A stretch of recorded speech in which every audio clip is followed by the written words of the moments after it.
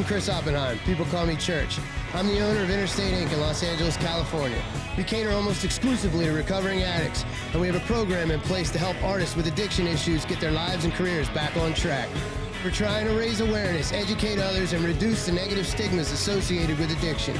We want everyone to know there is hope, we do recover, and most importantly, even broken crayons still color.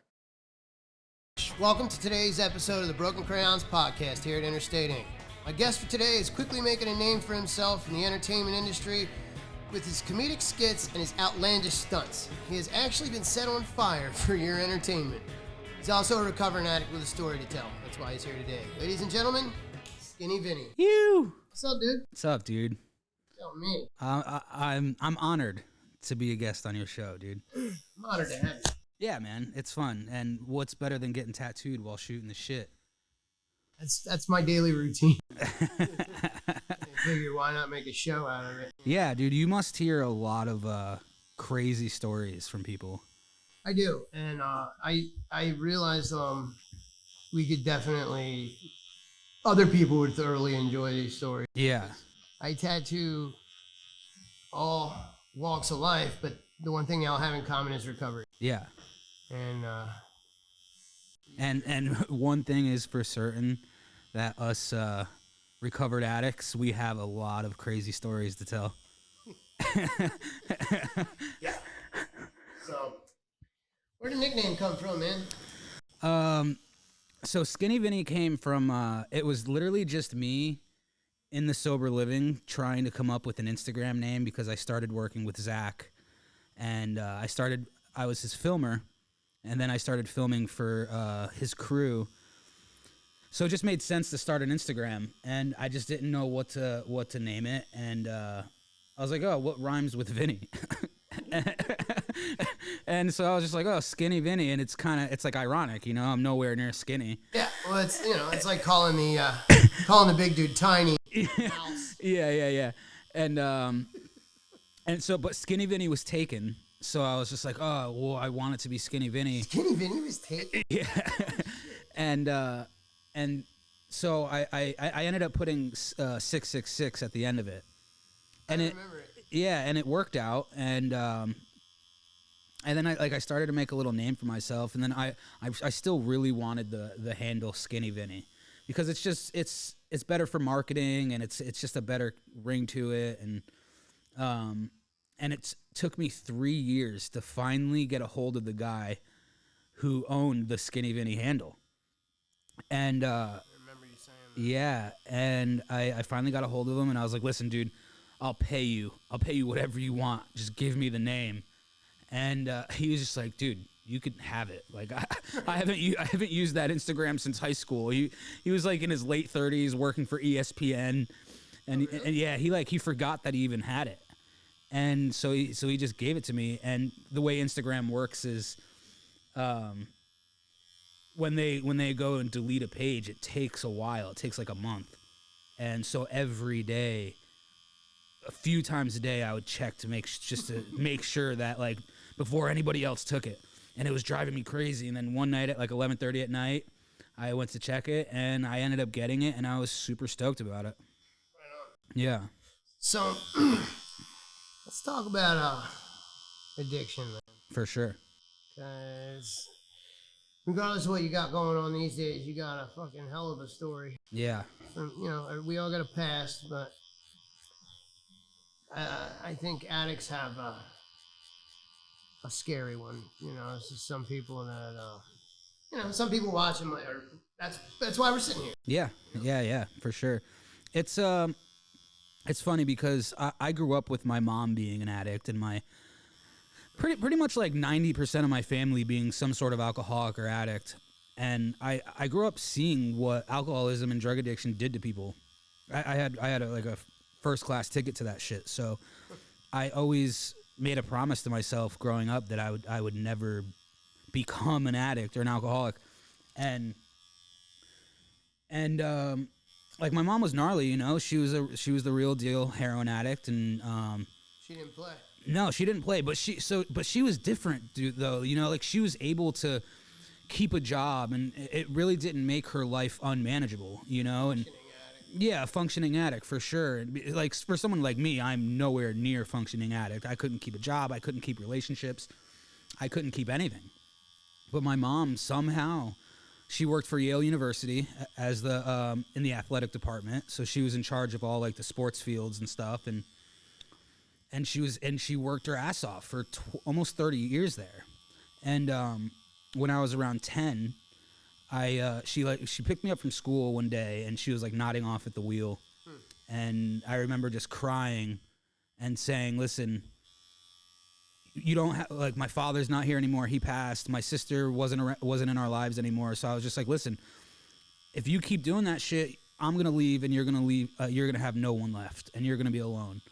So the next day, she ended up going on the methadone program and never picked up a needle since. But the thing about that is she's still on the methadone program to this day. Liquid handcuffs. Liquid handcuffs, baby. It's gnarly. She Been there. Yeah, me too. And when I got sober a few years ago, I'm trying to like talk to her into like trying to get off it, and she was just like she was using it as pain maintenance too. Like she went through chemo a couple times, and the way that it works is like when you're on methadone, the doctors don't like to prescribe any sort of pain medication. So she was using the methadone as pain maintenance, and she's in her 60s now. So it's just like for how many years she been on it? She's been on it for 20 years, almost 25 years.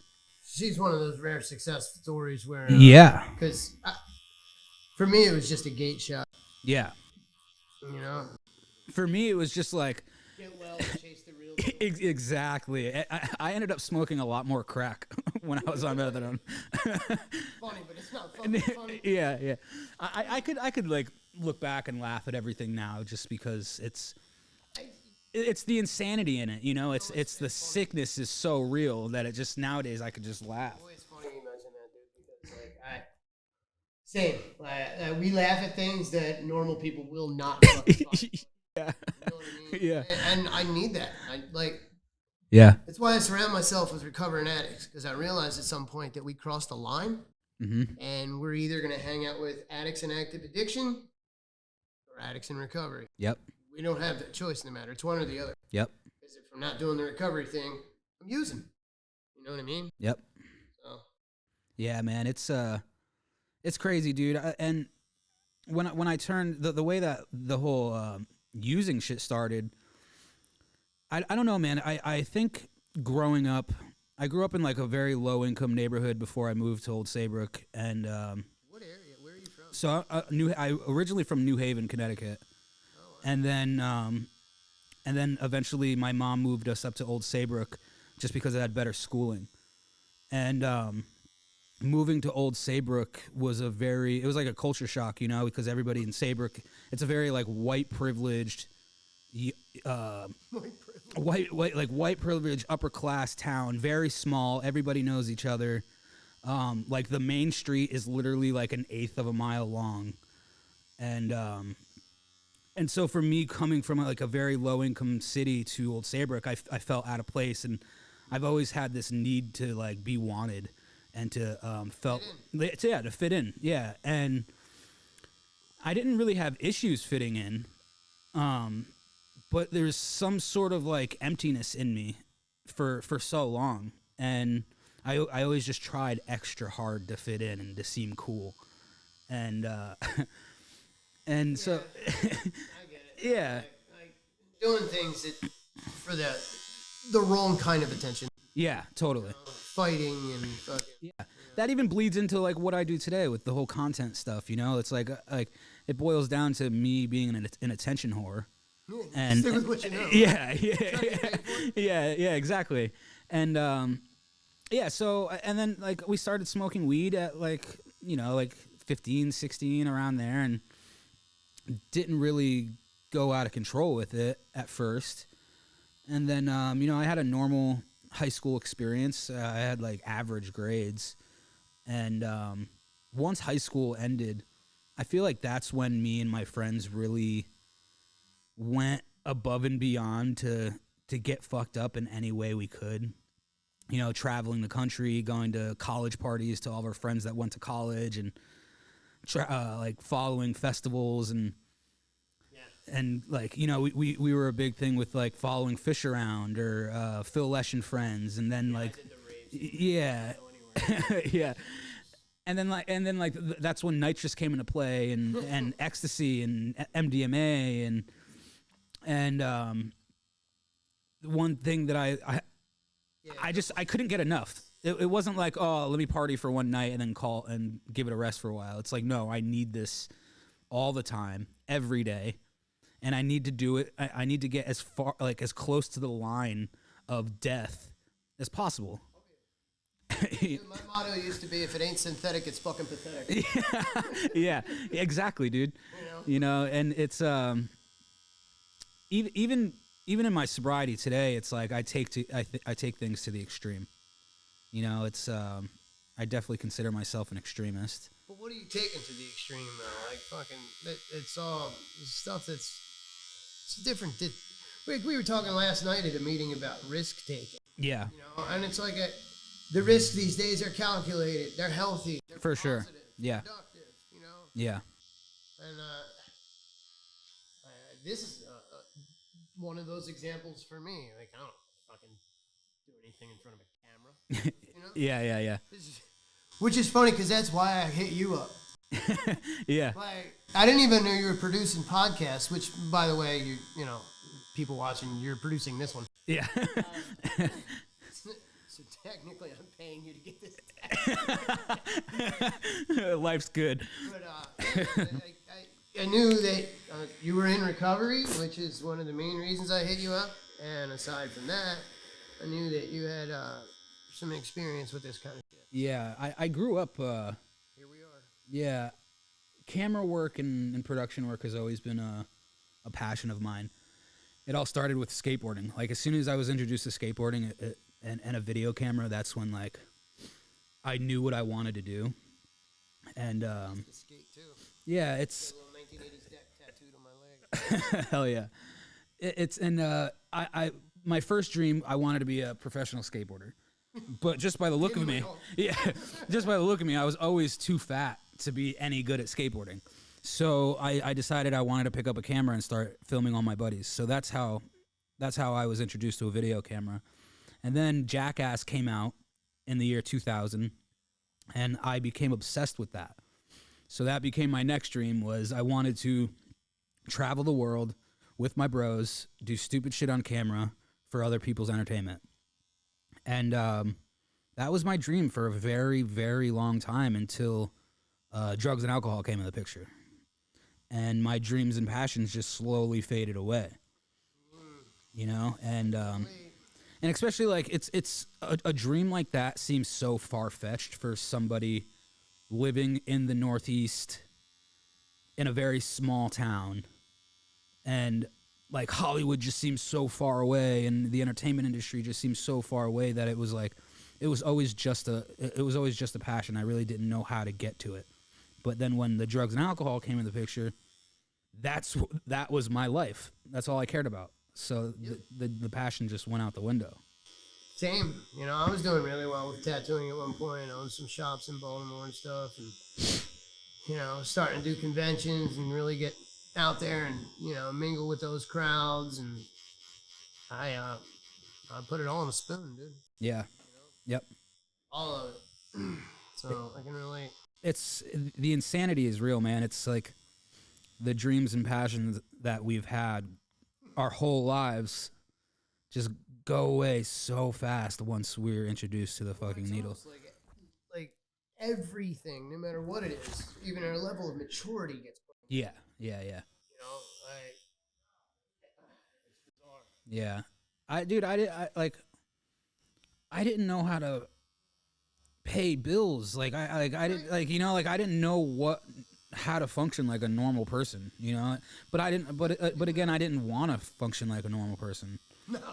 I didn't want to at all. My sick thinking was, fuck the norm. I want to go against the grain. Fuck society. Everybody sucks. And how low did that take you with that mentality? Because you told me about your little mansion that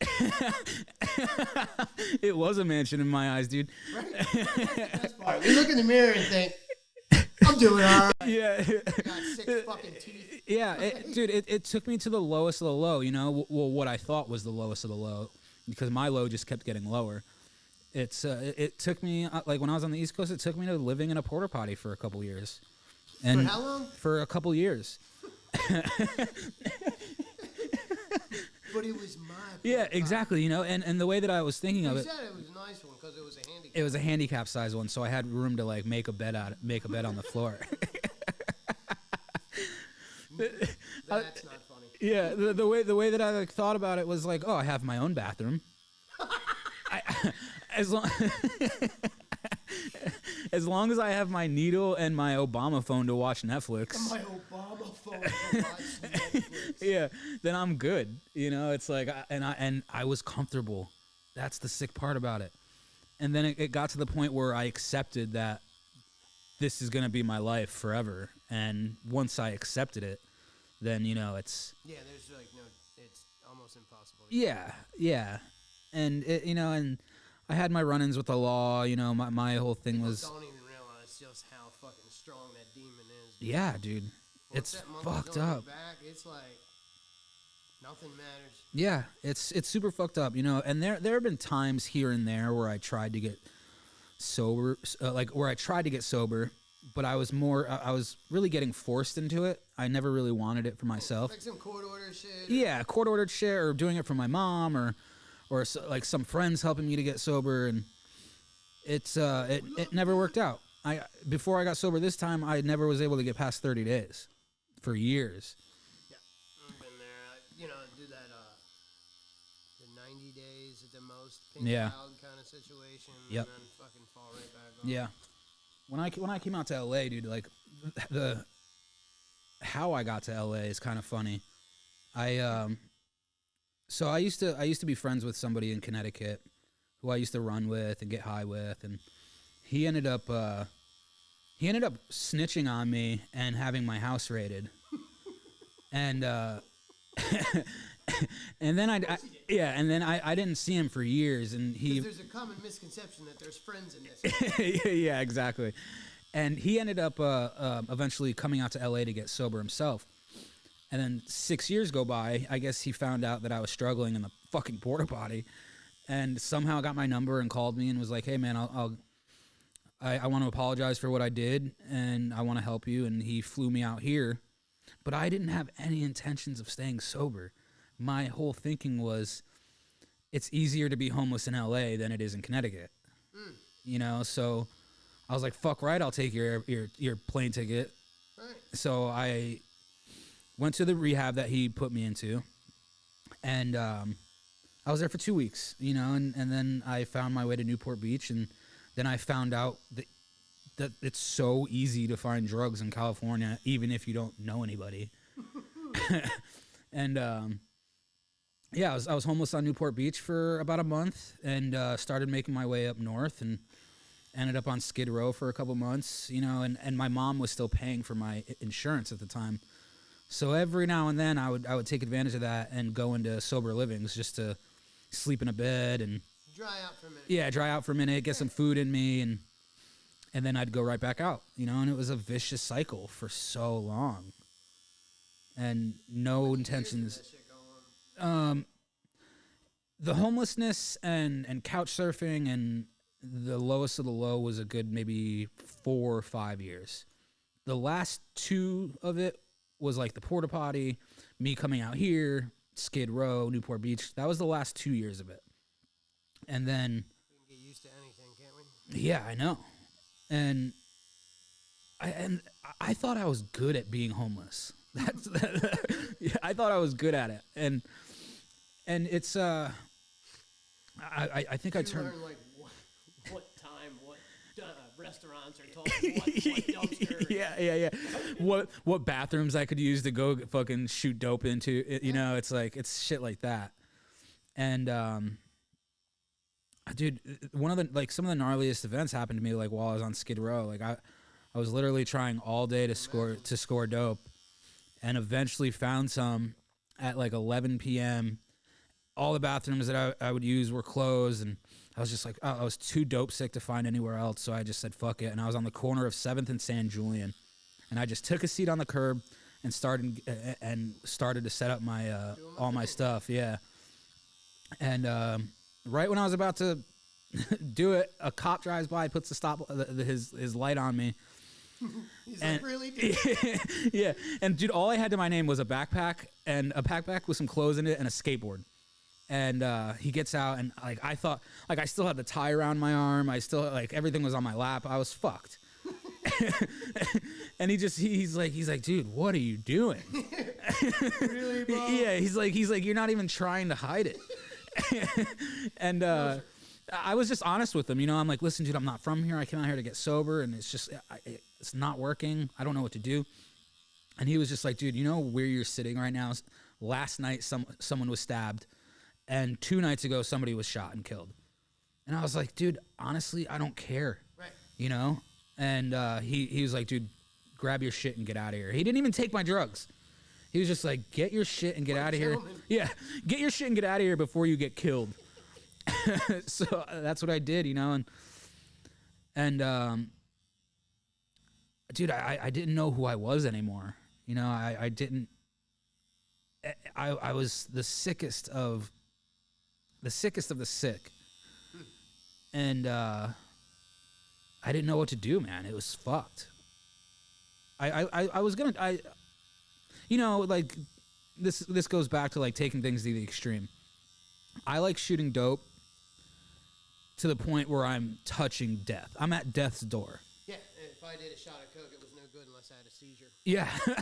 Yeah. Me and my buddy were talking about that last night. Like I used to love shooting coke. And I used to love shooting it to the point where I would lose my eyesight. I couldn't hear anything. Shaking. Yeah, everything's shaking. I couldn't talk. I'm like trying to like crawl to the wall just so I can get stability. And That's great now, doesn't it? yeah. That was my idea of a good time. Yeah, really, man. It's fucking sick, and I'm like so grateful for where I'm at today, and it blows my mind to where I'm at today, just because I'll have 4 years in a couple weeks, and Same. January 30th. yeah, that's right. Yeah, I'm February 10th, and to see where I'm at today, with my whole like different perception of life and to where I'm at career wise and relationship wise with people and Yep, I'm fucking married. yeah. I swore I'd never do that no matter what. Yeah. You know? And all it took was meeting the right one. Yeah. So fucking dude, what how do you get into, you know, because you do a lot of podcasts and a lot of entertainment stuff. Yeah. I don't even want to speak on it. You go ahead. Yeah. What exactly are you doing? How the hell did you get into it? You said it from a sober living, right? Yeah. Yeah. So Same. it's the last house sober living that I got kicked out of. Well, I didn't really get kicked out of. I left, and I was on the front yard waiting for my Uber, and I had what I like to call my very first spiritual experience without even trying to have one, or you know, like I didn't even know what spirituality was at the time. Getting revealed whether you want it or not. Yeah. And so what happened was I had this very vivid whisper of one of my best friends who's no longer with us, and he pretty much just said, enough is enough, dude. He passed a few years before that, and I heard his voice in my ears so fucking vividly that it was like scary. And so what I did was I canceled the Uber and I called the program director of the treatment center I was in at the time. And I was just like, listen, dude, give me another chance. I need to go into another house. So he puts me into another house. And granted, I still had really no intentions of getting sober. I only made that call because I was scared into making that call because I heard my dead friend's voice.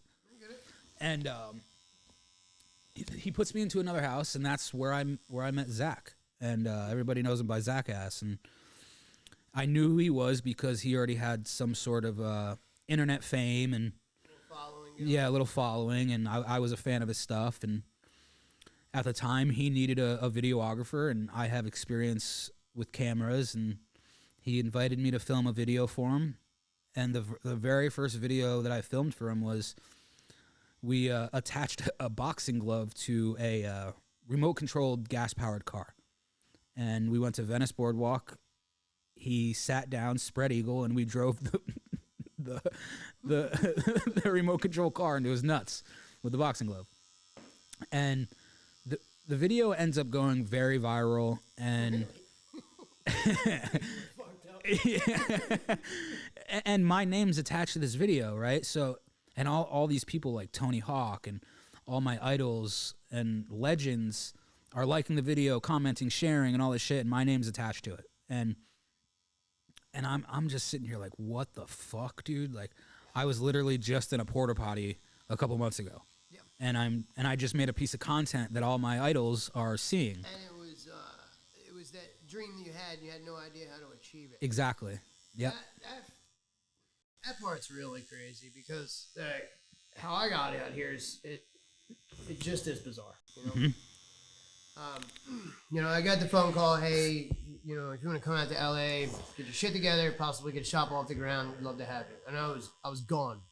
But even though Michael Lynch was the guy with the invite, he's not the one that made the call. Mm-hmm. The two people who called me were the people I met when I cut the ankle monitor off in Baltimore and ran to Florida. Yeah. You know what I mean? Yeah. Like, had I not gone through that fucking river of shit, I'd have never ended up where I am now. Yeah, exactly. So it's a really, really bizarre fucking way things work themselves out. Even raises the question, do we even have free will? Yeah, seriously, man, it's yeah, it's fucking it's so trippy to me, man, because like Tom could attest to this, I grew up with these guys. Tom's the guy behind the camera, by the way. Yeah. It was me, him, and John, our friend who's no longer with us, and I've had pictures of these guys on my walls growing up. Like everybody who I'm friends with now and I'm working with now, like I've literally had their posters on my wall since I was 10 years old. Replaying their movies over and over and over again, where I could literally recite each fucking word in every movie. And to be where I'm at now, working with these people, and not just working, like I can call these people my friends, and only it happened in a matter of just like months after getting sober. It's like one day I'm homeless on Skid Row. The next day I'm in a sober living. The next day I'm fucking filming that video for Zach. Next thing I know, I'm flying back and forth to Chicago filming promos for Zach's TV show. Next thing you know, I'm on stage in front of 8,000 people doing live stunts in front of Wu-Tang. Next thing you know, we're getting invited to all these huge celebrities' houses of people that want to film with us. It was just a snowball effect of crazy shit. And had you not got clean, none of it would have happened. Yeah, here's the one thing that I like to also stress is what you have to do to keep all these things. Yeah. Because it's not as simple as just don't get high anymore. Yeah. You have to make changes on the inside.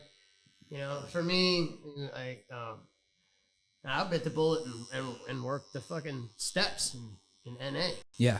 Did you do any of that? Yeah, I did steps in AA. Sponsoring steps. Yep.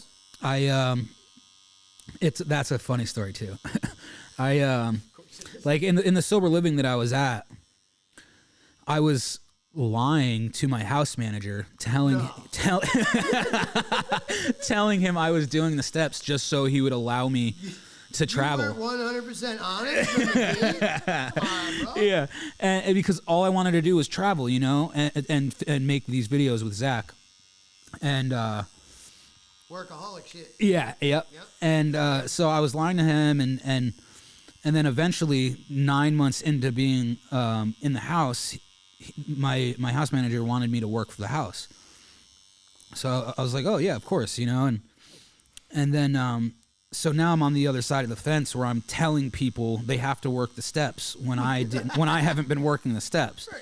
So that was eating me alive, and I don't, if if I'm telling somebody that they have to do something, You ended up with a conscience? yeah, exactly, you know. So then I started You working. have one in the porta potty? Fuck no. So I started working the steps like a month into working at the house, but it was a very slow progression of me doing the steps. When we would have house meetings, you know, there was like a few other managers that I worked with, and I made it so they were the ones that told people to do the steps until I was finished doing the steps. I was more, because what worked for me was I found my purpose, right? And yeah, and so I it was a very important thing for me to tell my guys in the house that it was like, listen, I stress the fuck out of that shit, man. yep, you have to find a purpose, whether Something to channel all that energy into. yeah, and at first it might not be the purpose that you want, but it's at the time it's the purpose that you need. To work at McDonald's, be the best fry guy you can. Exactly. Like I used to tell my guys, something to take pride in. Yeah. Like a healthy pride, Yep. not some weird ego-driven pride. Yep. Like, just something that you can look at the end of the day and say that the job well done. yeah, and that's why like commitments at meetings are so important, you know, because like a lot of people don't have a hard time finding that purpose. So like I tell my guys, listen, go get a commitment at a meeting.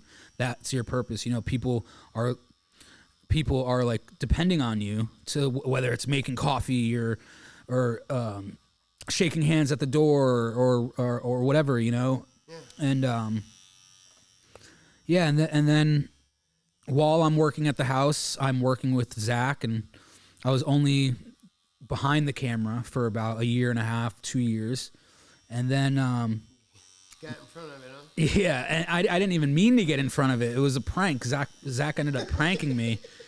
And the video went fucking viral, and A prank? yeah, In the circle you run with? yeah, and so the video goes viral, and we ended up going to Bam's house, and I'm getting noticed just from the video being pranked.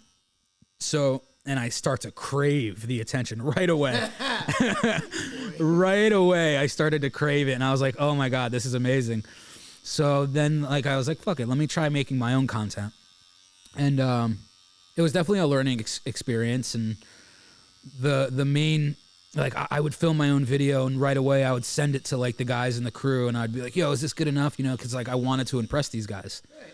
And I was getting better and better and better. And eventually, you know, like, Zach started to see, like, okay, like, it's like I had something to prove, right? It's like I had to do some crazy shit. Prove to them and yourself. Yeah. You're like, that was your dream. Yeah, yeah, and yeah, and it just all worked out, man. It's like I started working for Andy Roy with his podcast Rip Ride that we had, and then it was just project after project after project. And most people think, like, when you're working on projects like this, you're making so much fucking money and all this shit. And literally the first 2 years of doing this shit, I was doing it for free. Dude, I was tattooing people for food stamp Yeah. cards just to get work out there. Yeah. I had no reputation whatsoever. It has to build from somewhere. Yep. I think one of the biggest issues is some people just aren't willing to put in that level of fucking effort in the beginning of certain things and then give up before. Yeah. The way that I thought of it was like I consider myself very lucky that I was just thrown into this crazy life and had the opportunity to work with all these big people. So I like I said, I had to prove that I know what I'm doing and I know what I'm talking about as far as like production goes. And then nowadays, you know, it's like I know my worth. I know what I bring to the table. And my content speaks for itself. My production work speaks for itself. And unless I'm doing it for a homie, you know, it's like I charge what I know I'm worth. And it took me a long time to get to that. You know, it's like I get very awkward talking about prices and because it's big money. You know, it's like I get very I wouldn't say shy, but I get like kind of skittish about naming the price. Well, I think a big, correct me if I'm wrong, but I think a big part of it is, I mean, I'll speak for myself. I'm still the same insecure drug addict. For sure. But, you know, I haven't put the work in that I have over the past 4 years. I'm a little more confident than I used to be. 100%. You know? Yep. I've had, it sounds so arrogant coming out of my mouth, but I had somebody refer to me as a legend recently, and I was like, It's a good feeling, huh? what? Yeah. Like, dude, no. I'm a recovering addict. Yeah. Who I wanted success again. You know, I experienced it in the past, and I worked really fucking hard for it. Yep. And God,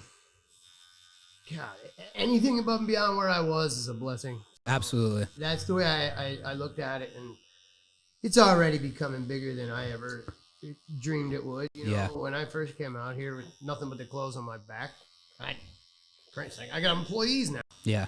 So it's along the same lines. Yeah, man. It's you know, and it took me a long time to because I had like survivor's guilt for like the first like 2.5 years of my sobriety. When I first came out here, within the first like 6 or 7 months, I got probably 9 or 10 phone calls. Mm-hmm. So-and-so died. Yeah. So-and-so overdosed. Yeah. So-and-so killed themselves. And I'm like, holy shit. Yeah. You know what I mean? Like, I feel like the guy who made it just far enough past the grenade as it went off. Yeah. Yeah. And bro, like this is the reason why I had survivor's guilt is because of our friend John, right? I ran with him for quite a while, and he passes with just one overdose. With what? With just one overdose. And I've had 15. And this kid was the sweetest kid alive. He was so smart. Like he had only the good die young. exactly, you know, it's like he had a very kind soul, wouldn't hurt a fly. He was a genius, but he was just sick. Yeah. And he didn't do the kind of shit that me and other people did to get high and commit crimes and shit like that, you know? It's one of the reasons that I wanted to do this thing is because I wanted to break down those stigmas that it's just, you know, the guy living in the fucking spotted potty and digging through the dumpster. It's all walks of life. It doesn't matter. You know? Yeah. I've had friends die that were fucking basically star athletes and got hooked on oxy from an injury. Mm-hmm. You know? They weren't gutter junkies. They were fucking, you know, good people that just fell upon hard times and didn't make it out. Yeah. And it took a while for me to figure out why me, you know, because like for so long it's just like, why me? Like I made it through it. I'm not surviving anymore. I'm finally living, and I'm not just living, I'm fucking thriving just in a few years. And my sponsor at the time told me, he's like, listen, like you have a following now, and people look up to you, and you have be that example. You have the opportunity to like share your story to help other people, you know, because service is a big thing in my life, and that made a lot of sense to me. And I didn't go like come out here looking for that, you know, like I'm just a fucking a drug addict that loves to get high, loves to be homeless, and didn't care what people thought. You know, like I never in my wildest dreams would I think that I would be in a position to help a lot of people with my story. Yep, I get it, dude. Same. Yeah. You know, we got that that program in place here where, you know, if there's another artist suffering with addiction issues such as, you know, myself, you can help them get their lives and careers back on track. Yep. You know, because my business partner owns an intensive outpatient program. He owns like stairways, recovery homes, you know, whatever's needed. Now, if you'd have told me, let's see, I've been out here 4 years, January 30th, which is like fucking not even 2 weeks away, right? Yep. If you'd have told me 4.5 years ago that I'd be in a position like that, you're out of your fucking mind. Dude. Yep. You know what I mean? And I think I may have still been at a point where I'd have told you I don't even want to be in that position. Yeah. You know? Yeah.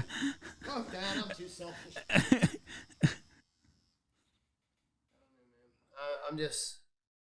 I'm glad you made it out. Yeah, man. It's a lot of the things that I do today that like I work with Tom, he's my partner in a lot of things. He's my manager, and we're getting into business together, and we named our production company JTR Productions after John. That's his initials. We plan on opening up a sober living this year and calling it Randall's House, and a lot of the things that I do or that we do. I didn't even know that. Yeah, we have to. It's like it's a necessity for us to keep John alive by involving him in what we're doing. It's and to be in that position, it's fucking insane. It's to say the least. It's mind blowing to me. Yeah, man. I don't know. I just it's a hard concept in the beginning, but one day at a time turns into years. Yeah. And what we choose to do with those days and those years, and a big part of it for me too is I'm a huge fan of the saying, if you want to see what your future holds, take a look at your friends. Yeah. Absolutely. I'm not crazy about LA itself. I don't necessarily like it here. The town itself. I have my reasons. Mm-hmm.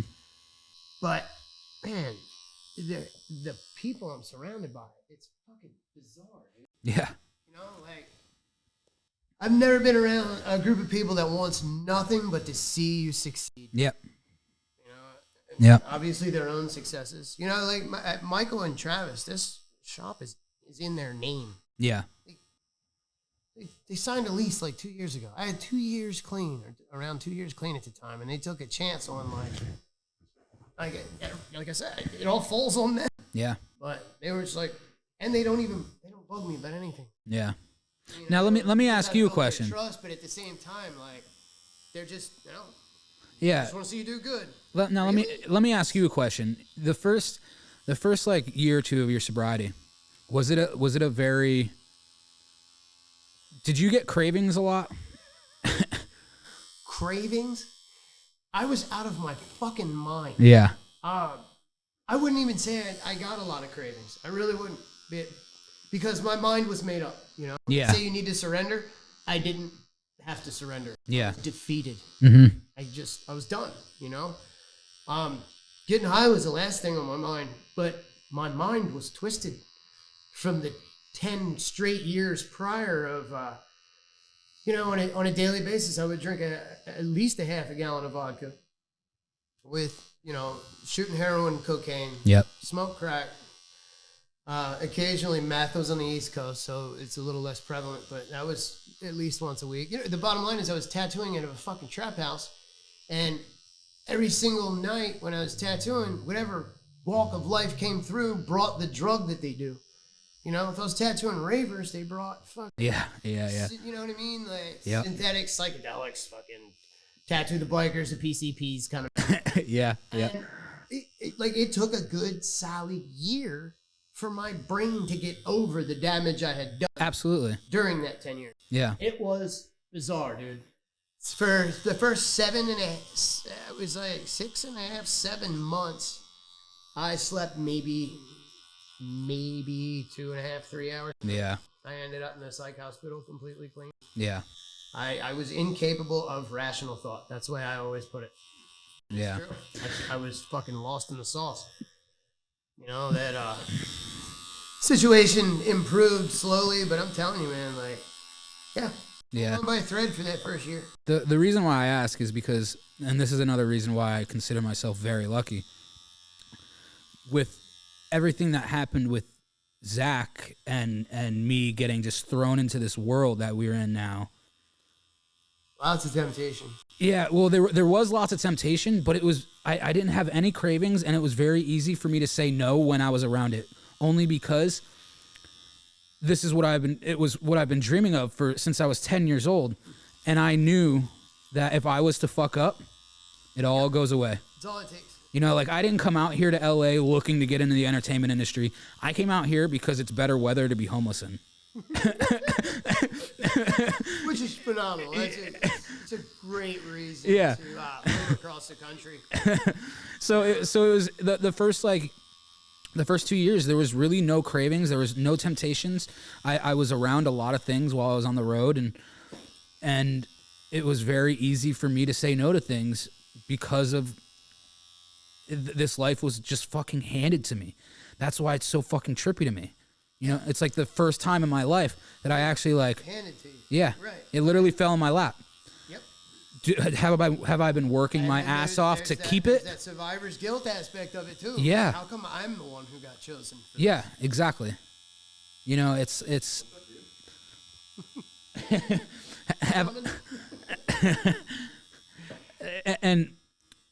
and people always tell me like, yeah, dude, you're fucking lucky. Like, and I say, yeah, I consider myself very lucky. But when this life was handed to me, I have been working my fucking ass off to keep it. Yeah, of course. Anything worth having takes work to not only acquire but keep. Yeah. Like the people that I've met, the people that I've worked with, like, and I'm a firm believer of like things happen for a reason, and it's like me meeting you guys it happened for a reason, you know, like, look, we're working together on this project, you know, it's like things happen for a fucking reason. Yeah, without a doubt. Like I said, you know, and this idea popped into my head. It was that basically the way this all came to be was somebody said, you've already got the business established. At this point, your story is what's going to sell it. Yeah. And I got to thinking, and I was like, my story? Dude, I tattoo a lot of recovering addicts who have some really fucking crazy stories to tell. Yeah. So why leave it at my story? Let's hear everyone's. Yeah, and I think it's genius. I called you and I was like, hey man, I was thinking about a podcast. You said you do realize that's what I do for a living, right? I said, no. I don't just light myself on fire and poop on treadmills. Right. That's what I think. Well, yeah. It's kind of. I figured it was a safe assumption. As long as it pays, right? Yeah. It's funny how this podcast shit started for me, man. Like I again, something that I didn't go out looking for. It's I when I came back to LA after living in Texas for a few months, the reason why I came back is because we're doing another show, and the fucking term in Hollywood. Remember when you left? Yeah. And there's a term in Hollywood, and it's hurry up and wait. You know, you're just waiting and waiting and waiting. So we were waiting for like 4 or 5 months, and I was like, fuck, dude, I'm draining my fucking savings waiting for this show to happen. So I was like, let me just find some work on the side, and it was just by word of mouth. So I found one client that needed a podcast done, so I ended up doing hers, and then next thing you know, I have 3 people. Next thing you know, I have 4 people, and then you call me, and then yeah, and I just called you for your opinion on the whole. I didn't even, you know what I mean? yeah. But it wasn't. Right, so it was only a month ago. Yeah. I had the idea, and here we are. Yeah, I think it's a great idea. Yeah, like I said, like I say in that little intro, I figured it was a cool way to raise awareness, put the name of the shop out there. Yep. See what happens, you know? And I told you, if it ain't fun, I don't even want to fuck. Exactly. Dude, I'm the same way. When I'm working with, like, I'm not going to mention any names, or but when I'm working with certain people and it's not the kind of stuff that I'm into, it's like, yeah, I love doing production work, but it's literally I want to blow my brains out while I'm there. Yeah. But in time, you'll be able to do all the projects you want. Yeah, we finally started filming the show after months and months and months, and then we were off for the holidays, and then shit's getting pushed back again because of COVID, and so we have like a lot of things that we're working on. We have the show. Just started my own podcast with Zach. It's called What the Fudge. You could follow us on Instagram, and all that other I shit. watched your first episode And last night. yeah, dude, thank you. And yeah, it's called What the Fudge. You can follow us on Instagram at What the Fudge TV. We're on YouTube on Zach Ass's channel, and that's just Zach Ass.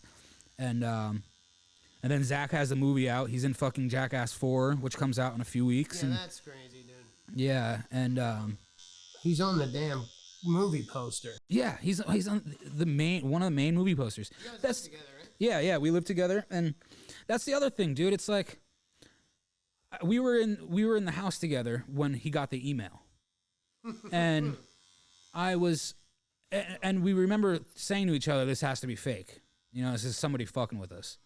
And then he got yeah, and then he gets a DM from somebody, and then still he didn't know it was a movie. He thought it was just some sort of project that was involving like maybe like a 20-year anniversary, some shit. And then he got the word that it was going to be a fourth movie, and I can't even imagine what it's like for him, but even for me, Yeah. being like I'm seeing this happen firsthand, like I'm pretty much on the roller coaster ride with him. You know, One it's of your closest friends. yeah.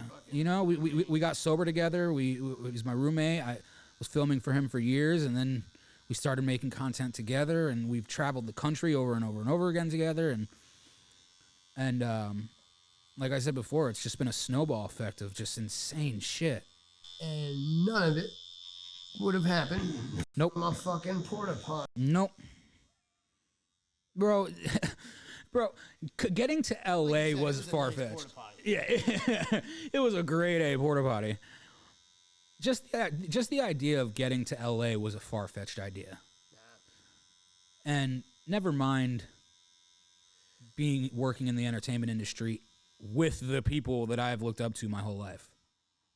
It's fucking mind blowing. Yep. Certainly is. You know, my business partner is the guy who started felony fights. Yeah. What? Yeah. You know? I got a line of custom vans out and shit. It's just, what? You know, Yeah.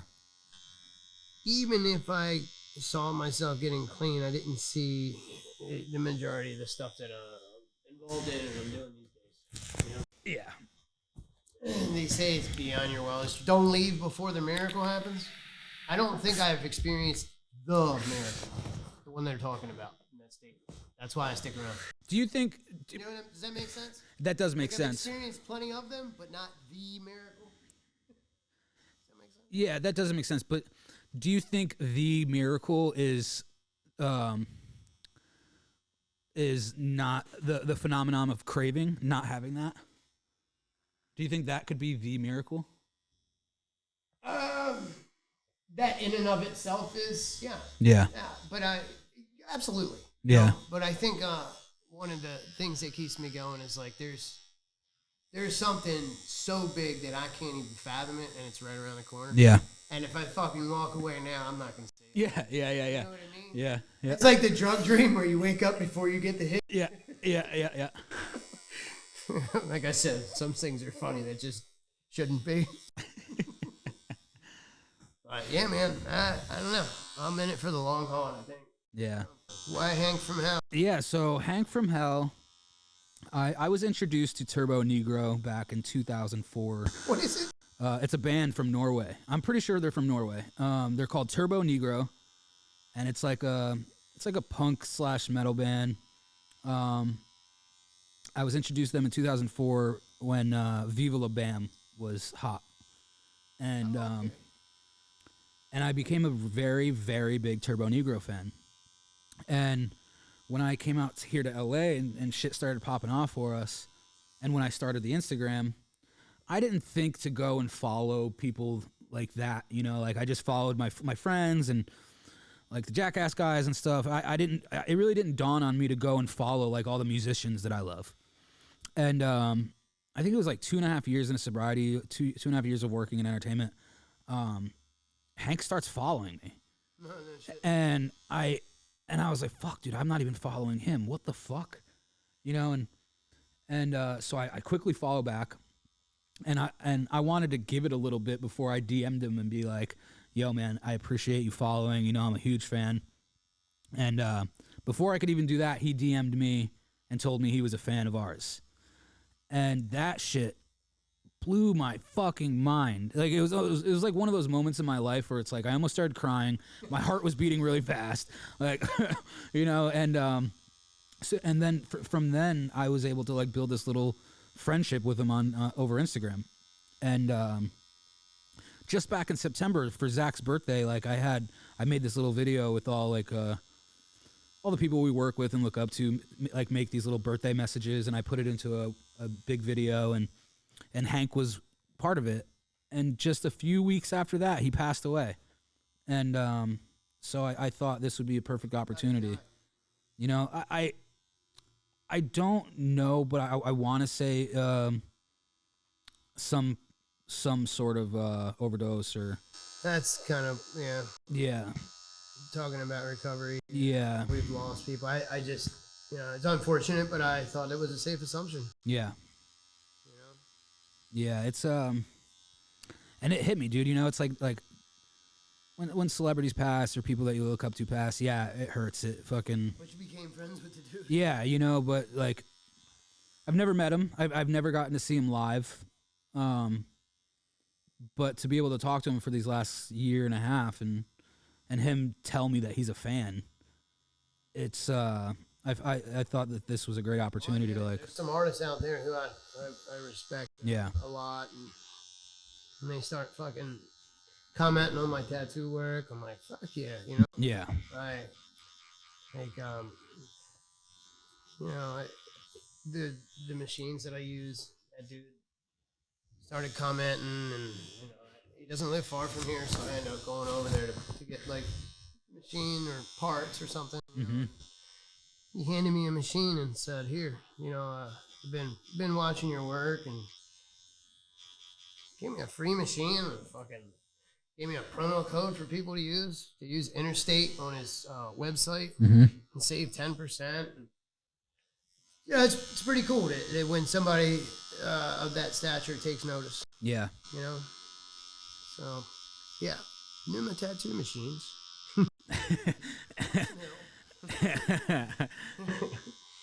But, hey, man, well, thanks for doing this shit. Yeah, man. Thank you for having me, dude. I got a lot of love for you and your shop and what you guys do and what you guys stand for. So it just makes sense. It's awesome. And hopefully we can continue to do what we're doing. Yeah. I want to blow it up to like epic proportions. Yeah, dude, me too. You know, I want to see, you know, artists and collectors come through here, straight up fucking broken and yep, leave together again. Yep. You know? Does that make sense? Yeah, perfect sense. Thanks for tuning into this episode of Broken Crayons. I'm Church. We're here at Interstate Inc. with Skinny Vinny. You Like, comment, share, you know, get the word out there so that, you know, we can keep this thing moving, man. Thanks.